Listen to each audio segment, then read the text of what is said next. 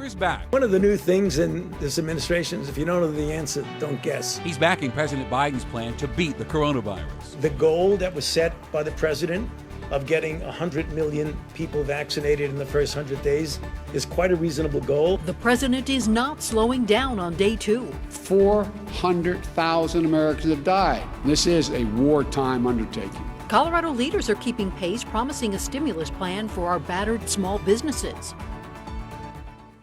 We have not seen a president sign an executive order on day 1 of his administration since Bill Clinton in 1993.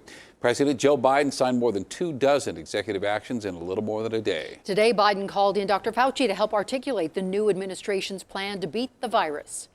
One of the things that we're going to do is to be completely transparent, open, and honest. If things go wrong, not point fingers, but to correct them, and to make everything we do be based on science and evidence. Now, Republicans say they are leery of President Biden's fast pace. Some, like Colorado Congressman Ken Buck, say it's hard to feel unified when the president is undoing so many of your party's policies. Alex Pracia reports on the divide in Washington. President Joe Biden spending his first full day in office focused on tackling the health and economic challenges caused by the coronavirus pandemic. Our national strategy is comprehensive. It's based on science, not politics. It's based on truth, not denial, and it's detailed. Biden signing 10 executive actions, including triggering the Defense Production Act to make COVID-19 supplies, requiring masks at airports, and requiring international travelers show proof of a negative COVID test before arriving stateside. He also aims to establish a testing board.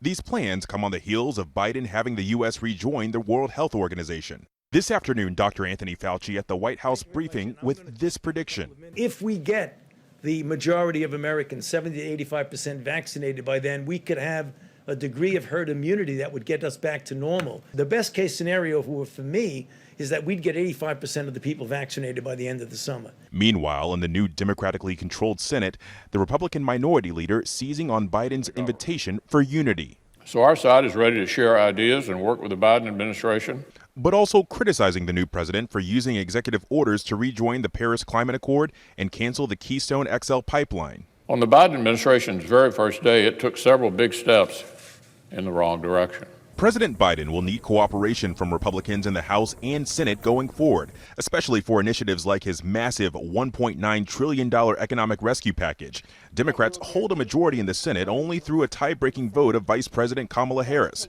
so getting that relief bill passed won't be easy. And the second impeachment trial for former President Donald Trump for inciting the January 6th riot on Capitol Hill could start any day. The question is, are there questions about how a trial will proceed? But we are ready. Democrats don't want the trial to slow down their legislative agenda. They say they'll have to walk and chew gum at the same time. But in order to convict Trump, they'll have to have 17 Republicans vote along with them. Alex Pracia, ABC News, Capitol Hill. And this just in this evening, Politico reporting Mitch McConnell wants to delay the impeachment trial until February. He reportedly wants to give the Trump legal team more time to prepare a defense. Colorado's leaders announced today they will work on a stimulus package. Governor Polis and Colorado Democrats, who control the state legislature here, said in a statement they want to build back stronger by creating good-paying jobs and supporting our small business. The legislature is in recess for pandemic reasons, and they will pick up their session again next month.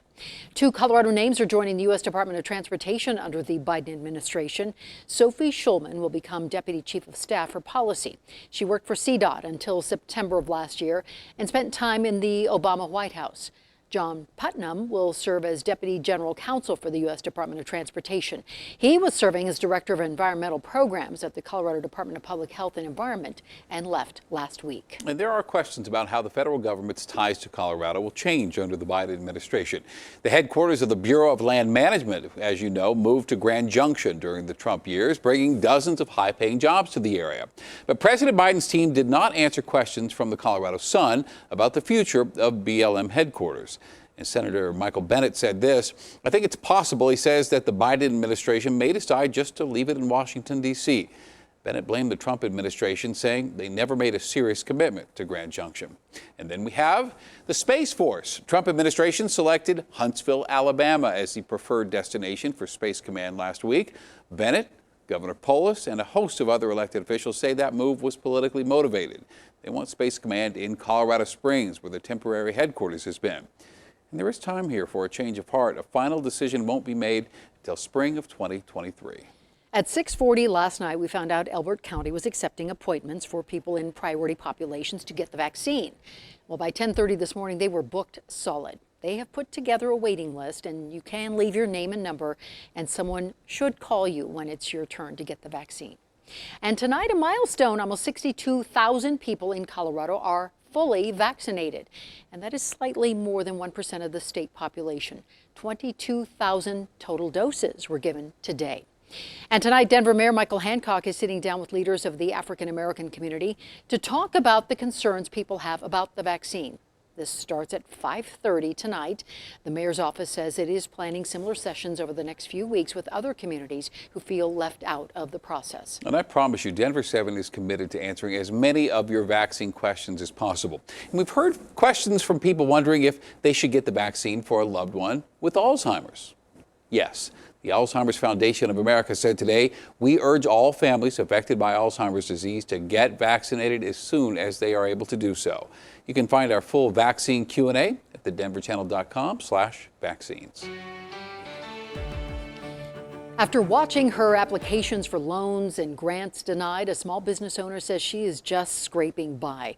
And she's worried she won't be able to rebound and frustrated as other small businesses seem to be getting a helping hand. Denver7's Liz Gilardi talked to one state lawmaker who says we need to do more.